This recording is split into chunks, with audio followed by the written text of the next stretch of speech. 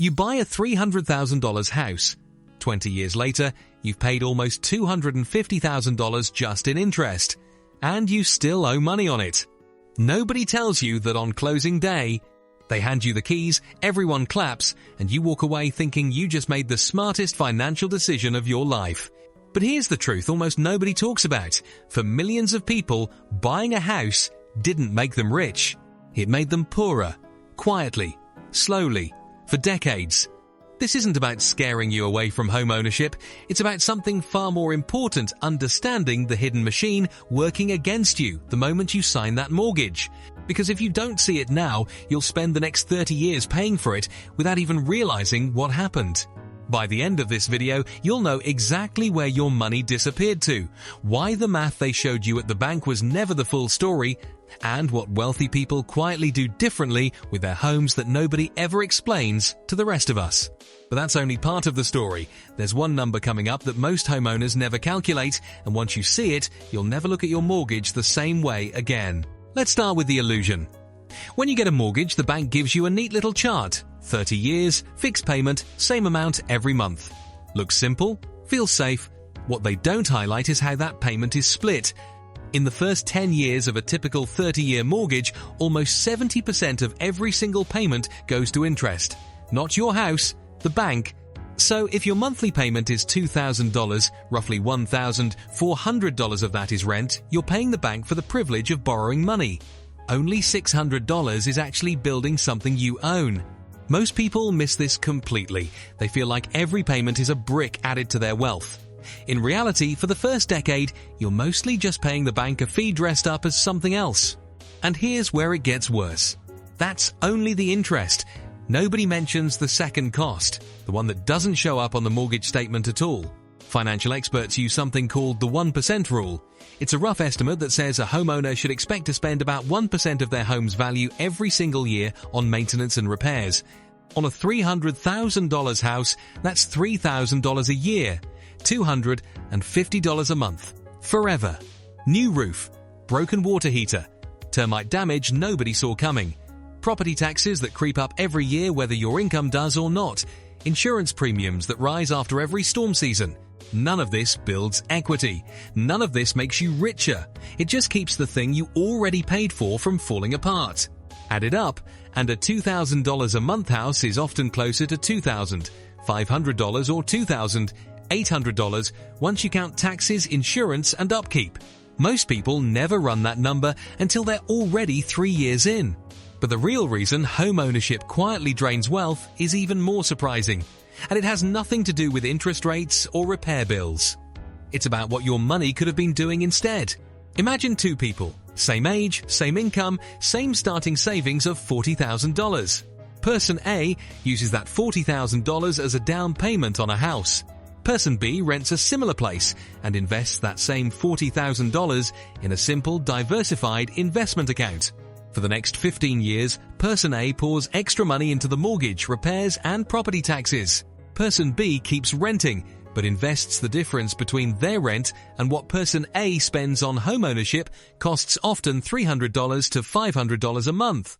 This is where most people's intuition fails them completely. They assume the homeowner ends up wealthier because rent is throwing money away.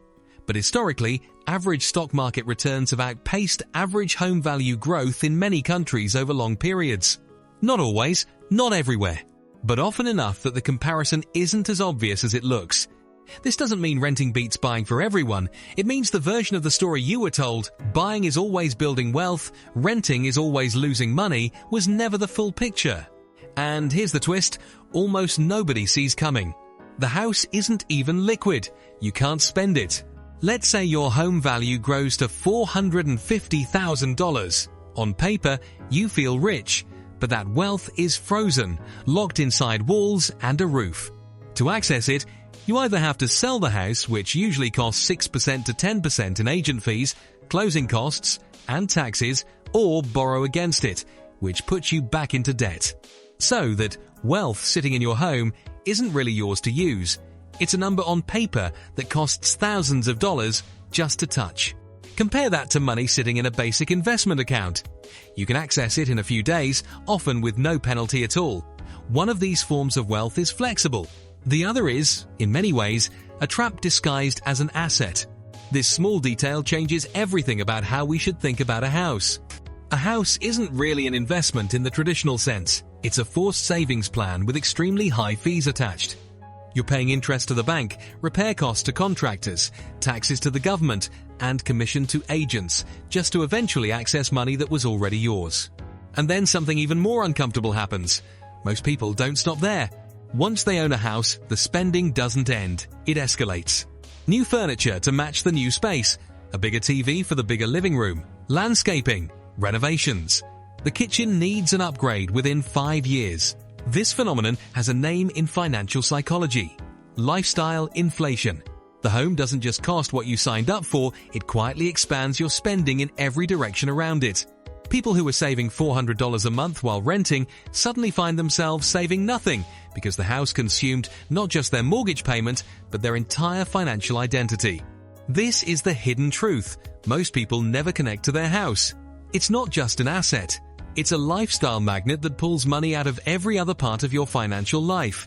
So if homeownership can quietly make people poorer, why do wealthy people still buy real estate? This is the part most people completely miss. Wealthy individuals rarely treat their primary home as their main wealth-building tool.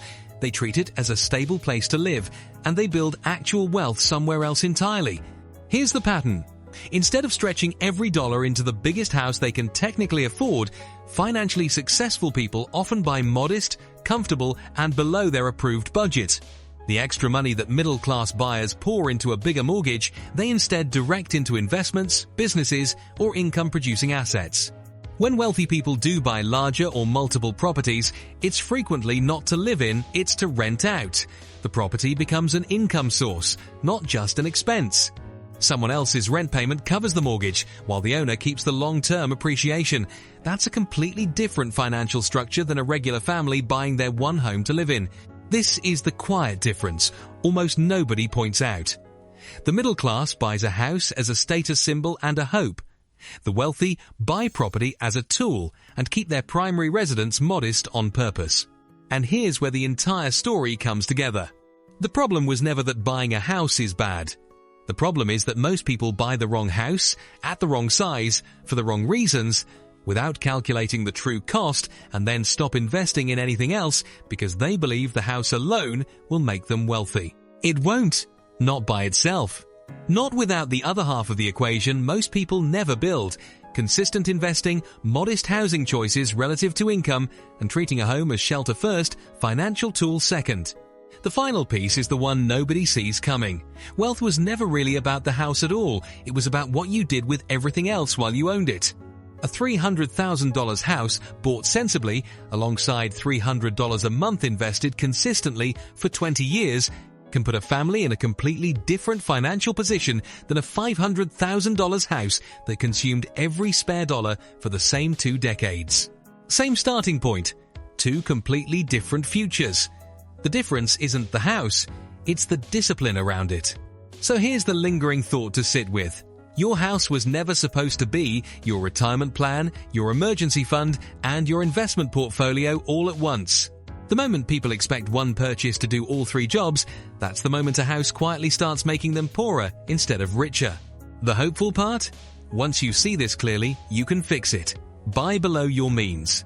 Calculate the real monthly cost, not just the mortgage number. Keep investing in something liquid alongside your home. Let the house be your shelter, and let your other choices build your wealth. So tell me, when you really break down your own numbers, mortgage, repairs, taxes, and what that money could have grown into elsewhere, does your house feel more like an asset? Or more like the most expensive lifestyle decision you've ever made? Drop your honest answer in the comments below.